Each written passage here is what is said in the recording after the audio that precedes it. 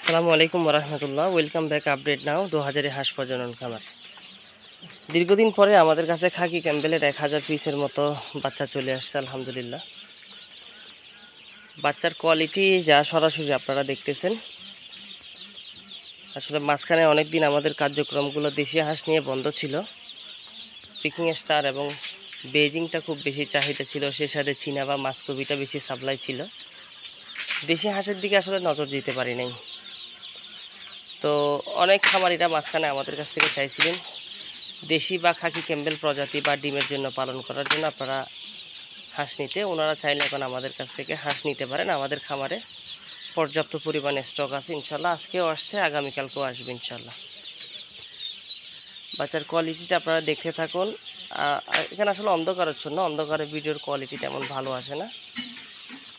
মোটামুটি আমরা চেষ্টা করছি, প্রায় সব মিলিয়ে এখন আমাদের কাছে প্রায় 1000-এর কাছাকাছি স্টক আছে। এটা হলো 5 থেকে 7 দিন বয়সের, আর এটা হলো আজকে সবে মাত্র নতুন আসছে এমন।